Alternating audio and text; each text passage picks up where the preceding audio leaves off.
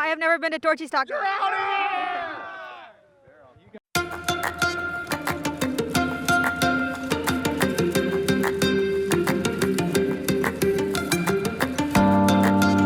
So there is a wealth of knowledge. We've played courses from the tightest of woods to the open and long courses, so that every single person up here has, again, that wealth of knowledge, and they'll be able to help answer your questions.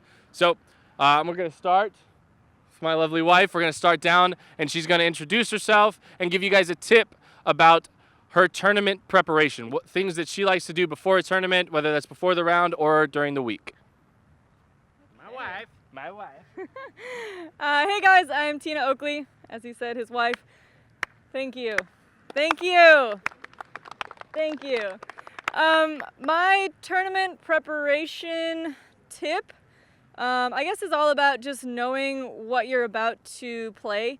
And if you don't get to play the course before the tournament, I would say just go do a lot of field work and just make sure that every single part of your game, individually, upshots, turnovers, sidearms, every single part is warmed up. And if you do get to see the course, I at least get in one full round and practice from your worst shots, not your best shots. You want to know how to scramble out of the trouble that you got yourself into.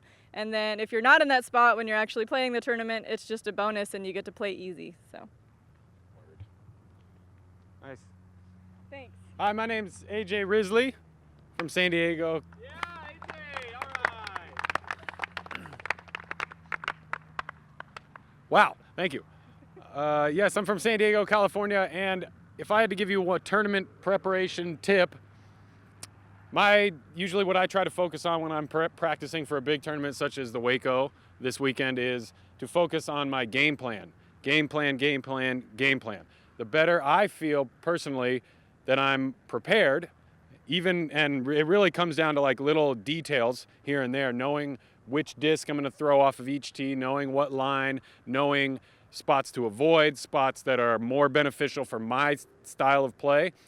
The more, like I said, detailed I can make my game plan, the more comfortable and confident I'm going to feel when they call my name on the first tee and tell me to tee off. So for me, I focus on the game plan while I'm practicing, and then even while I'm doing things, usually like while I'm going to bed, I'll kind of play around in my head trying to imagine each and every shot that I'm going to throw that will put me in the best position to score well.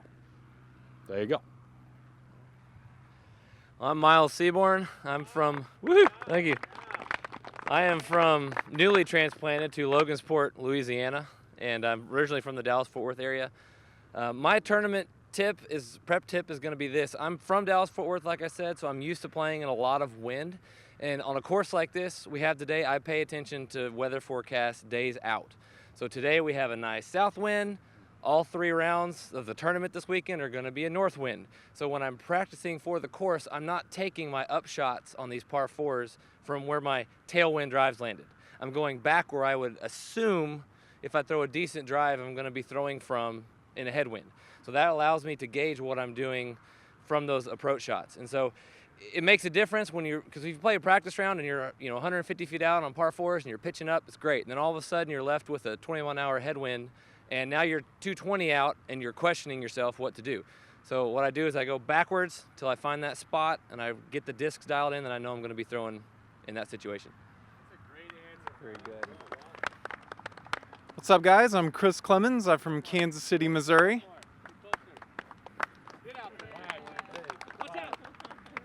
My advice, personally, so the week before a tournament, so if we get done playing on a Sunday and we get here on a Monday or Tuesday, I like to practice super hard on that Tuesday, Wednesday, Thursday, if the tournament starts Friday or Saturday. And I like to kind of taper off before a tournament. And so today, I took it pretty easy, getting ready for the tournament, letting my body rest a little bit. I'm still throwing, I'm still putting, but I'm not going super hard. So I'm fresh and I'm ready to go tomorrow. How's it going, everybody? I'm Jay Key. I'm from Milwaukee, Wisconsin. My number one tournament prep, the thing I try to do the most, kind of similar to what AJ said. I want to play the round in my head. I want to know what disc I'm going to throw on every shot, no matter where I've landed. I plan out where I want to be. I kind of practice from there, and then I practice from where I don't want to be sometimes, and I try to practice that shot as well, kind of like Tina said. Work on the shot that is going to challenge you more, and if you get the easier shot when that time comes, awesome. However, work on that more difficult shot as the time goes, all right? Thank you. Hey everybody, I'm Jordan Castro. Where are you from, Jordan? I'm from Austin, Minnesota. So, and my tournament advice is to just personally what I do first time I get to that hole, I step on the tee or just step a couple feet behind just to examine the hole. See what obstacles lay in the fairway, see what you got to work with, and just kind of think about, okay, what shot can I throw? What disc can I throw? So I step up, first shot, all right, this is what I want to do. In case there's a wind, change it up. So a couple of these holes, I'm throwing fast, overstable in case there's headwind. Next shot I'm thinking about, tailwind, crosswind, just kind of taking it in to make sure if that situation happens with the wind, just like Miles was saying. So. Nice, Jordan. Okay. Hi, I'm Paige Pierce. Yes. I'm from Plano, Texas. My number one tip Tina already gave, but so I just want to re-stress that. Absolutely don't just practice your best shot, but I won't talk about that anymore. I think another thing that I do is I don't practice, I don't finish, oh my gosh, Zuka down. Sorry. Another thing that I do is I won't even bring my putters out with me to play a practice round. I'll putt before or after the practice round, but when I bring my putters, I start thinking about, oh, well, in practice, I got a 3 on that hole, you know, and then it puts these expectations on your round that you don't need to have. They don't help at all. So if I do want to putt during the round, I make sure to not do it from where I landed. I'll just putt somewhere else. So I still get that putting stroke in, but I'm not thinking about what scores I took on the hole in practice. Hi, I'm Grady Shue. I'm from Charlotte, North Carolina. Thank you. My tip, and I guess think this is very applicable to me this week, is making sure, I guess before the tournament starts, everything feels good. Like my throw, my putt. I really focus on making sure like my release point's good, especially out here at Waco because there's a lot of woods, I guess, and you need to make sure you're hitting your lines really well. So as long as you feel good, then you're gonna play good. What's up, everyone? It's my name is Paige Bjerkaas. Thank you, Paige Wave. I'm from Kansas, and my tournament tip that I think has been most helpful for me is right before my round, I like to practice short putts.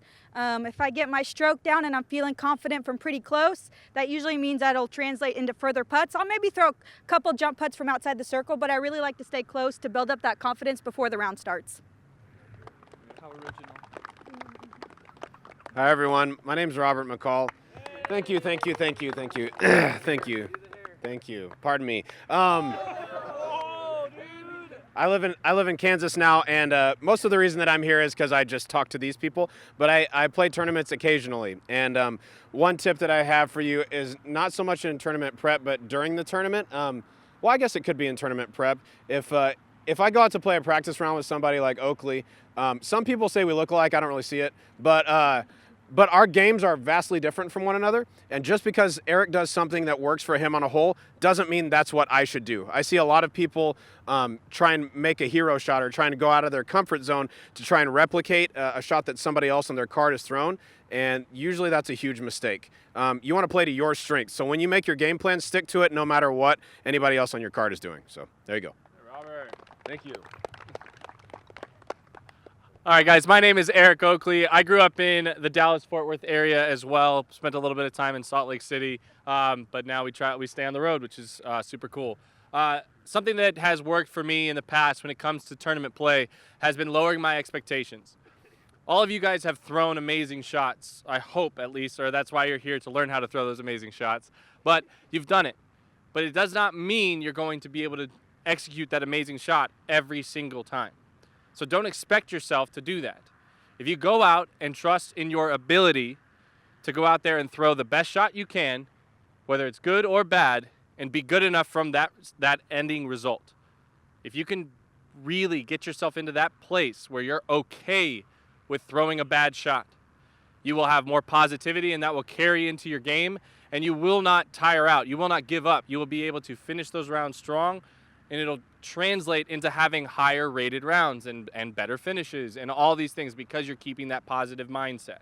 So really, really try and find the positives. Even if you walked up, doinked a 10-footer, take that as an opportunity to remember, take your time, focus. This putt is just as important as the 350-foot tee shot you just threw before it. Counts the same on the scorecard, counts the same at the overall end of the day. So lower your expectations. So hopefully you guys have been thinking about a few questions to ask of these amazing people, and we can start teaching you guys some stuff. Who's got one? Yeah. Let's hear it.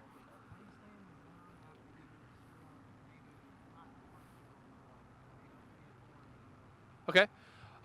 So I'm going to give this one to AJ Risley. What's your name? What's that?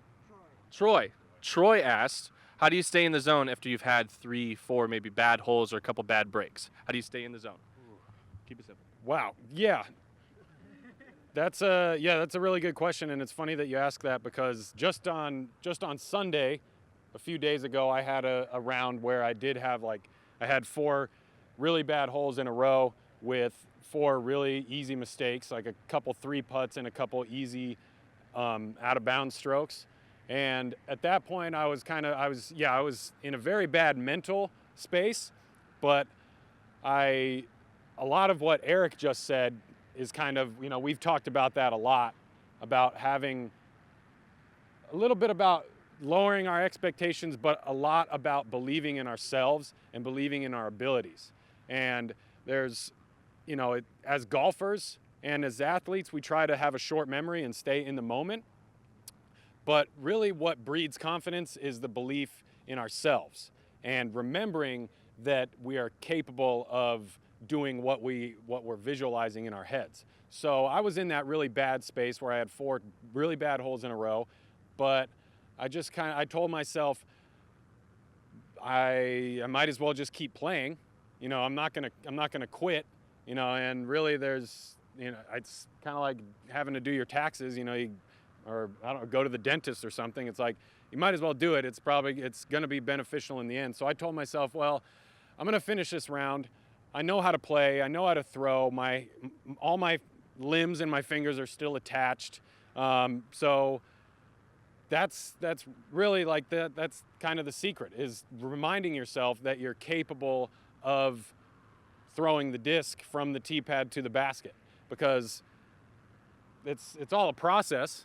We don't just pick up our first disc and we're instantly 1,000 rated. So along the way, you have to remind yourself that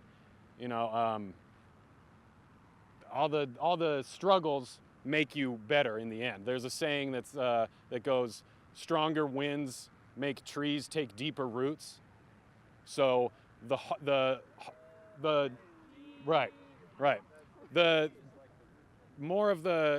more struggles that you endure will teach you more lessons on how to overcome those struggles. So those 4 bad holes that I had, really, they kind of like cost me a couple $100 in the tournament, perhaps, but they reminded me that I'm out here doing what I love, trying to have fun, surrounded by a lot of really great people everywhere I go, and this is what I worked so hard for. And so for everybody else out here, I know that you guys all love this sport so much, and I can tell that you're out here at this clinic right now because you want to get to the point that we've been fortunate enough to get to. So you just have to remember that the struggles that you may face are all part of the journey, and hopefully you can learn from them. All right, the question is, what happens when the whole card has a bad vibe, and how do you avoid internalizing that? How do you get over that, or just keep playing? If Peter was here, he'd be a really good person to answer that, but I've learned a lot from Peter McBride. He's one of the happiest golfers I've ever met, and we all love nature, I hope. That's a big part of why we play disc golf, is being outside all the time. And so kind of the number one thing, if all that negativity is hitting me, I really like to just take a look around and wander off and kind of avoid my card if they're bugging me. Look at some flowers. Step 2, I guess. I do like to play music. If I have kind of a funky groove on my card, I'll put some 70s funk in my head, and I can't have a bad day if I'm listening to 70s funk. I get to like dance the whole time. It makes me happy.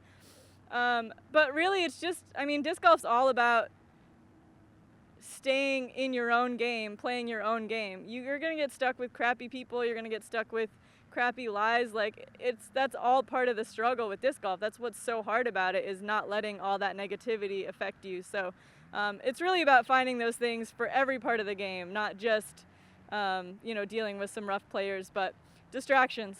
Disc golf's all about distracting yourself from negativity. And fruit snacks, that too.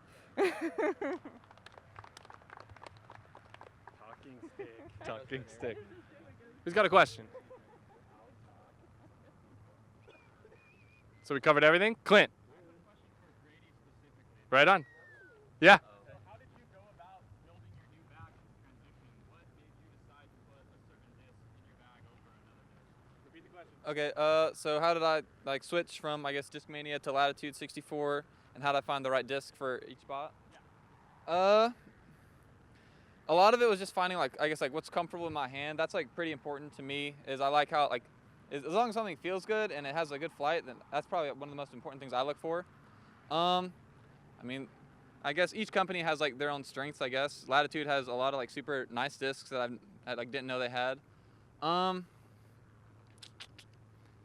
Yeah, I think always looking for, I guess, a comfortable flight you're throwing, you know really well. I guess, I don't know, I guess whatever the compasses, that's a pretty neutral flight for I guess any for any company. And I feel the compass kind of covers everything. So that's just one example, but I feel that's one of the things I found super quick. And it's just, I don't know, working through each stage of your game, working up, I guess. The question was, what do you do besides disc golf? How do you not focus on that or just set your mind away? Being from Minnesota, we get to play probably 6 to 7, 8 months out of the year. We get so much snow. So I work full time and I go to the gym often. So I just keep the body loose, eat right, and just everything. I mean, it's kind of nice taking those couple months off just to not really worry about disc golf in general. And just kind of stay in shape too. So it's. You're working with anybody? Yeah, working with Seth at Disc Golf Strong too. So he's helped us keep loose, get the body stretches and all the workouts too. So that helps too. Do you want some specific exercise examples?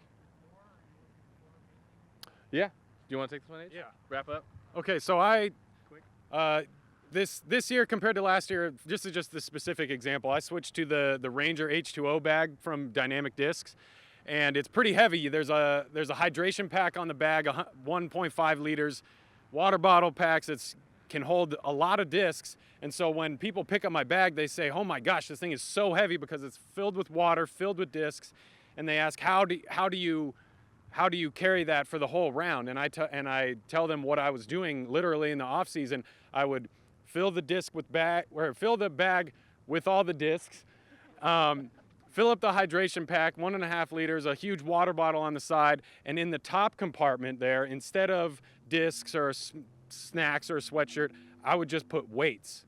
I would put weights in the top of the bag, so when I picked it up, it was close to 70 pounds. And so I'd strap that on my bag and or strap the bag on my back. That's two. So I would strap, and then I would adjust, and really that, like you said, core, that engaged my core a lot to have this huge heavy sack of everything on my back. And so I would get all nice and tensed up, and then I'd go walk around for an hour, 2 hours at a time. And that kind of conditioning practice really engages your core and works on a lot of cardiovascular health as well. And so now when I come out here to the course, really the only thing that's hurting at the end of the round is my feet. My back's fine.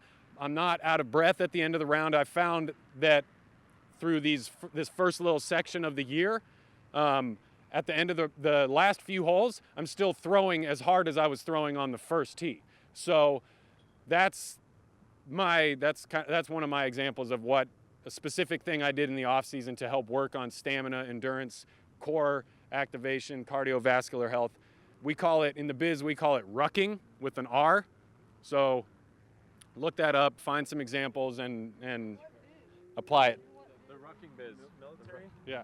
Another thing, as Jordan mentioned, Disc Golf Strong is a wonderful, wonderful program with Seth Muncie at the head of it. And most of what he's working on, especially for us, is disc golf-centric exercises, where everything we do with those exercises activates an area that we use and activates multiple areas. So we might be working on our core, but we're working on our hip stability as well, shoulder stability, working on stabilizing your wrist and everything into your back muscles, all of that stuff. So if you guys get a chance, check out his programs. He has an application.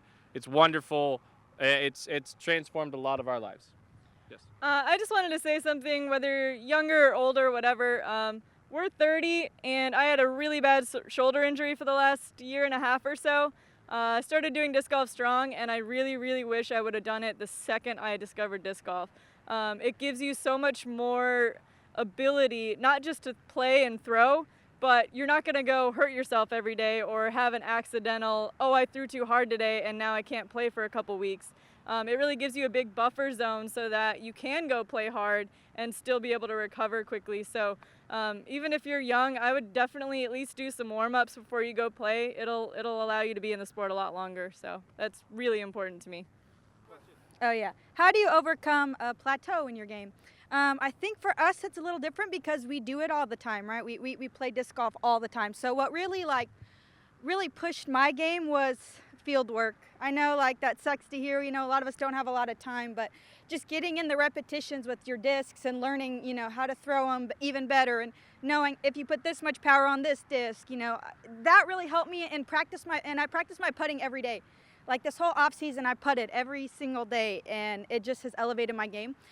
Just knowing that everybody goes through a plateau, everybody experiences it, and if you have the perseverance to push through that, that means your game can grow exponentially. So just again having that belief in yourself and confidence, and getting those repetitions down in the practice, but mostly believing yourself. It's hard when there's a bunch of good players, but if you have your game, you know what your strengths are, and just playing to them will help you a lot. Thanks. The last chance. You're on. Okay, so in order to avoid a plateau, a mindset of being able to learn from each and every situation has helped me a lot. I've had little spots where I felt like why am I still doing this? I'm not getting any better. But what I did was I stepped back, I slowed things down a lot, and I tried to learn at every little step of the way, because none of us are perfect. Unfortunately, I'm not perfect. No one behind me is perfect. We're always trying to, sorry, just harsh realities.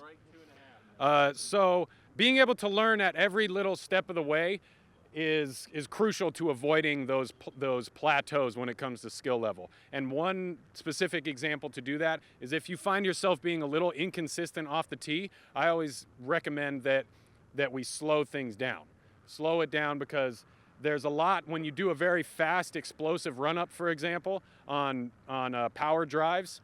There's a lot that you might be missing because you're taking this, for example, like a 5-point run-up, and you're speeding that all up into maybe 1 second, maybe even half a second, 5 points into half a second. But if you can slow things down, you can continue to analyze your form further, and who knows, maybe you're getting tripped up with your feet a little bit, or your second step is going out instead of forward. Slowing it down, we're able to realize our inconsistencies more and learn from everything. So there you go. Nice. Yeah. All right, so my thought process there, listening to these awesome guys talk and tell you about it, was this. This is one thing I tell students. I work specifically a lot with our youth. how to avoid that plateau, it sounds kind of silly, but this is something my mom once told me. Set your goal for 3 months. Because you're all busy. We're all doing something every single day that's not disc golf related. Write it down. Set your goal for what you want to do this month. Set your goal for what you want to be at in 3 months. And then at the end of the season, this is where I want to be. Write it down and look back at it. Go back and look over it and then make your additions as you achieve those goals. Make new goals. Okay? Asking about different ways to throw and different form styles and things like that, especially on the backhand drive. That's actually something that I focused a lot on this offseason to kind of refine my form. I watched Steve Brinster. I don't know if you guys know who that is. He's a USDGC champion. He's a major champion. He is an incredible disc golfer, and he's been playing the game for a very long time. And I saw him do just a crow hop before he threw. And then I was watching that on old USDGC videos from 2005 and 4 and stuff like that. So it was a long time ago, but I kind of took that in as like, oh, that's something that people do to throw the disc. And so that adapted into part of my game. Along with that, my arms were as wide as they could be. I was twirling like a ballerina, and I was able to send the disc as far as I could. But what I really focused on was figuring out what worked best for my body and what was working best for what I was doing. So if you have what some people will call different form, we really like to focus on making sure you keep the key things in mind, making sure that you're not rounding in your reach back, that you're pulling through straight across your chest. There's no like heartbeat or there's no movement as you're pulling through, and that you keep that plant foot, especially on a backhand drive, that your plant foot is staggered from your back foot. And that's something that a lot of people don't understand, because when you come parallel, you don't get to engage your core enough, and you don't get to make use of all your body. It more becomes just throwing with your arm. And we want to avoid that, because that's putting a lot of power and pressure on your shoulder.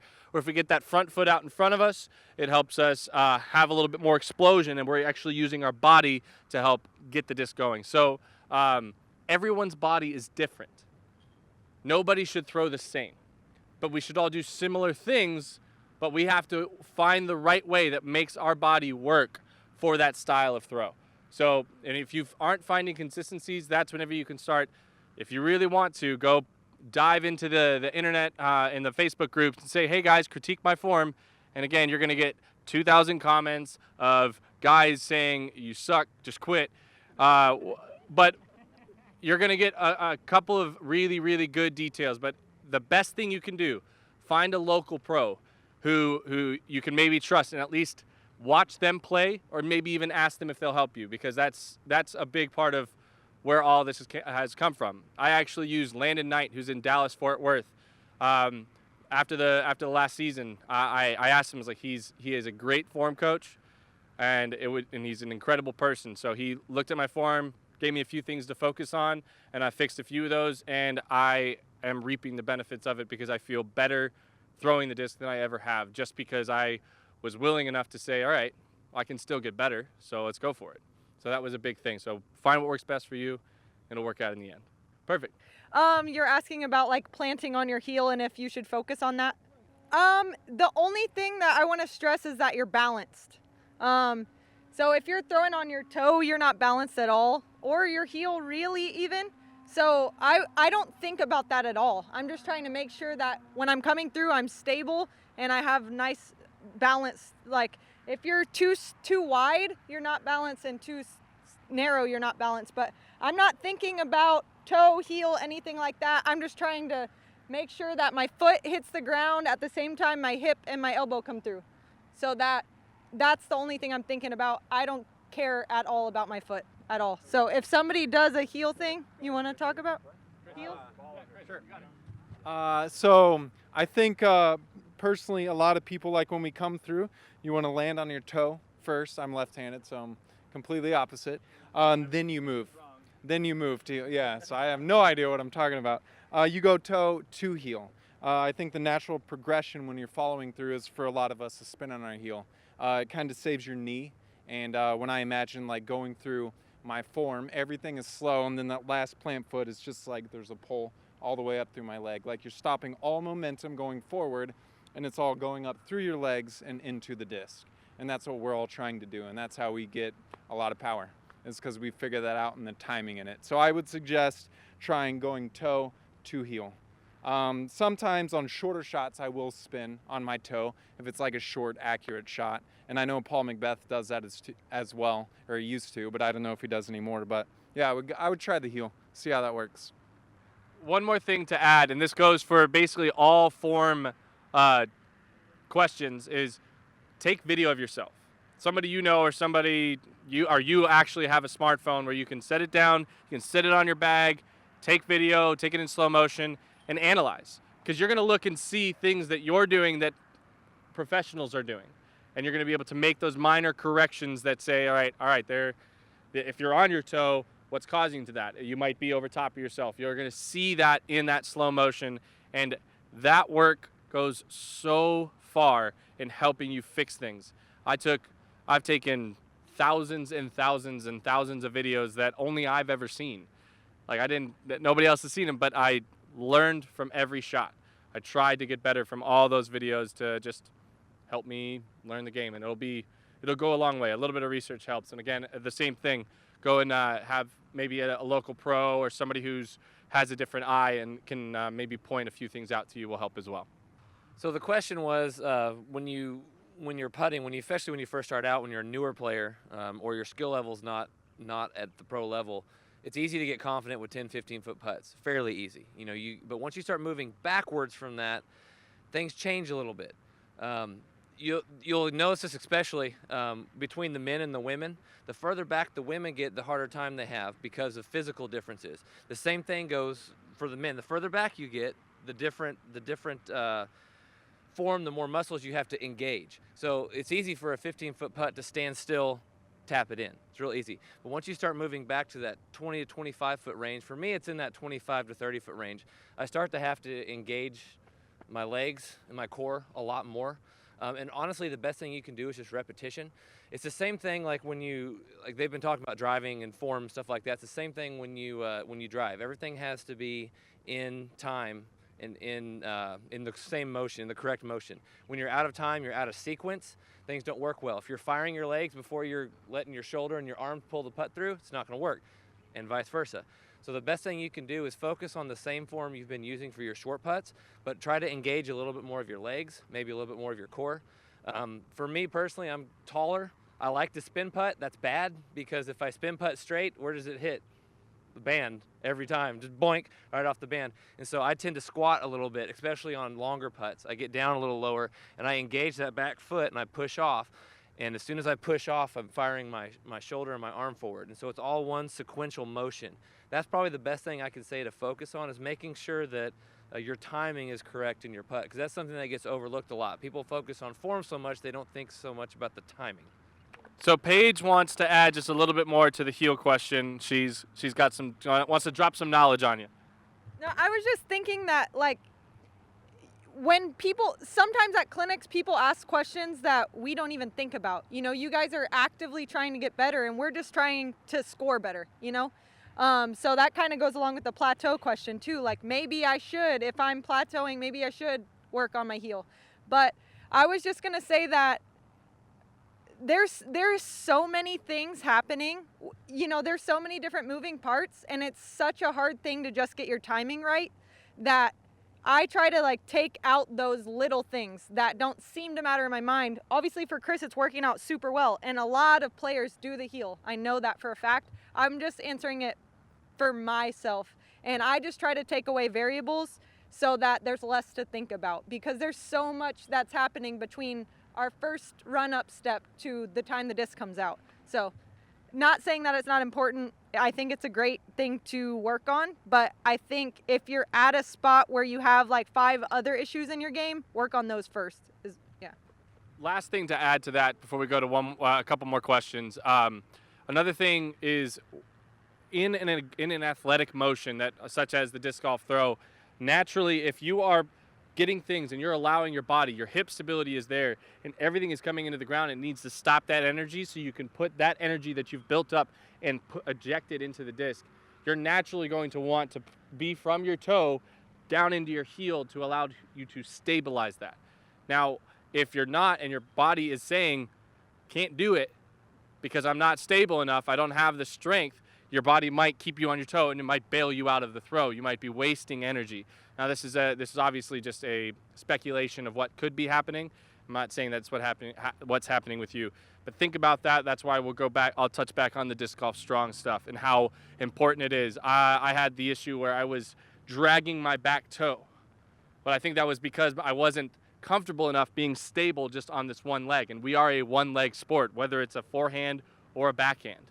So getting comfortable being on that one leg really helped me get off that back leg and stop dragging behind. I was able to get up and be able to explode and trust that my body's got me. So things to think about. All right. So the question was, has anyone ever used like the pro puller idea design? So I was a past PE teacher, and one of the things I implemented into the school was disc golf, of course. And one of the things I did with the students in our unit before we did disc golf was weight training and fitness activities. One of them we specifically worked on. I tied to the wall. I had them pull the rubber, and they did all the way back.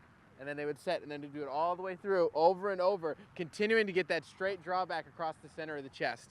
And we continued to do that. I had them do 5 sets. Okay, so it was about 5 times per, and the kids would switch. I worked on with the arm specifically. You really want to stress getting that arm straight across, because as Eric mentioned earlier, if you're doing that wrap around, you're not going to get the full distance that you're looking for. So we've been working with Disc Golf Strong, as you know, and we talked a lot about like the pro pull kind of thing, and I love the idea of getting your straight arm reach back. But I think maybe not the issue with it, but what I like to emphasize now is that your throw is a lot more lower body than any of us know. Just like baseball too, it's not just an arm, it's your entire body, it's your hips, it's more your hips than it is your arm.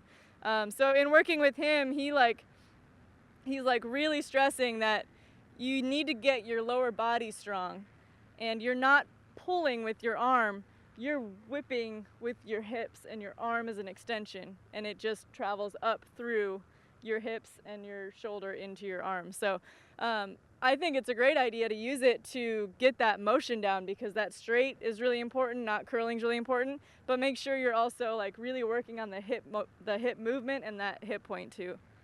It's gonna be perfect. Well, South by Southwest is an hour down the road, so if you guys want to join, we'll be there tonight. I will, maybe Tina.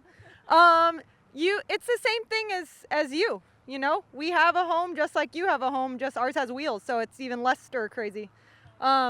You literally just open the door. Tina and Eric just sit there with their screen door open, and you know, you got the sounds of nature and you know, the wind blowing in. I think it's more about your person than your situation, because any of us could be stir crazy at any moment, but you just have to realize you can turn a doorknob and, you know, leave that behind. So, you know, we are traveling all across the world and the country, and we're always, we have lots of new experiences and new places at our fingertips. So just to remember that that's why we're doing this. And I think it's like everybody's dream to travel. So like, why waste it? You know, if you're feeling lazy, be lazy one day, but, you know, remember that that's why you're on the road, is to see all these places. So I think a lot of us have either are going through this or have, where you play too much disc golf. It just gets so monotonous and boring, for sure. Absolutely, it gets boring and the passion leaves. So I think when you know, for me, stir crazy is on the course sometimes, you know, and if I have that thought and that feeling, I want to remove that immediately, because I'm in love with disc golf. You know, we all are, here and here. So if you ever have that feeling about anything in your life, just balance it out with something else that you love. I think it's pretty simple if you let it be. Just try not to think about that kind of. So, right, like she said, I mean, this is our life. Our life and our job is to be a professional disc golfer, to travel around the country for 9 months out of the year. And so what I did over the off season from November to February is I did things to create a routine for myself. I found different activities that I enjoyed, that kind of put my mind at ease, that I could engage with and really, I mean, like the biggest and best example that I have is over the off season, I watched basketball. I watched basketball so much. Like TNT and ESPN are a godsend to me because like basketball, like 5 days a week, I can watch professional basketball, and I just loved it so much. And that became a part of my routine. Was at the end of the day, I would get home. The sun would go down. I would get home. I would make some dinner, and I would check to see which teams are playing on my phone, and then I would do that for the rest of the night, and then go to bed. And so I know everybody else has different things that they've done over the off season that kind of became part of their routine. I mean, Castro's in the gym. I'm surprised he's not in the gym right now. Sorry, bud. But that's right, exactly. So it's like that's a normal part of his life. And so what he's done, what I do, is we take those things from the normal part of our life when we're at home, even though really the normal part of our life is being out on the road playing tournaments every week. Those things that we did in the off season that became part of our routines, at least for me, I've found that to be really helpful mentally and emotionally and spiritually, is doing those things that I did in the off season during the season. So, I mean, you can ask Robert and Bobby. We stayed in the same house a couple weeks ago in Arizona, and every night I was watching basketball. I would come home before everybody else. I would cook my dinner like I would do at home, and I would put on whatever basketball game was on, and usually there's a doubleheader. So thank you, NBA. Oh my God. But that's that. So I took that off-season routine that was part of my life at home, and I brought it out with me on the road, and it kind of helps ease those stir-crazy feelings of I need to be doing something every day, or oh my gosh, I'm so exhausted. I had those things set in stone that I could fall back on that make this crazy life where, like you said, we're going city to city to state every weekend. When we can find things that are constant in our life, that's what really helps making this tour life a little bit more normal. So, what? So yeah, again, thank you guys. We're gonna do a fun one down the line. Everybody's gonna give you their favorite Torchy's taco. We're gonna start with Robert McCall. Name and favorite taco. Robert, let's hear it. Hello, my name is Robert McCall, and my favorite Torchy's taco is the Mr. Orange taco. It's made of salmon and black bean salsa and magic. What? I have never been to Torchy's Taco. Mine's from the secret menu. It's called the Mad Cow, but you got to get it on corn. What's in the Mad Cow? A lot of good stuff. I can't remember. It's like fajita beef and these like beans and yeah, some good stuff. Just try it out. Try it out. But you got to get the queso. Queso. Yeah, you definitely. I've only been to Torchy's Tacos twice, and they were back-to-back days, yesterday and the day before. So, I like the chips and queso right now. That's by far. So, yeah. I have never been to Torchy's Tacos. I like the Independent. It's really good. It's a mushroom, vegetarian, super good. Oh, wow. Personally, I think Torchy's Tacos is overrated. But I do like the chicken fajita tacos. There you go, yeah. My name's AJ Risley. Anybody know what the taco of the month is this month? Let's go, baby! My favorite is a trashy trailer park. Living in that RV life. I'm the rookie, and I've never been there either. Boo. My name's Eric Oakley. My favorite is the Mr. Pink's. Very similar, super good ahi tuna, primo. But then I'll go for a trashy trailer park all day. Awesome. Thank you guys again. We really, really appreciate your support. Thank you for being here. Dynamic Disc is awesome. Be awesome.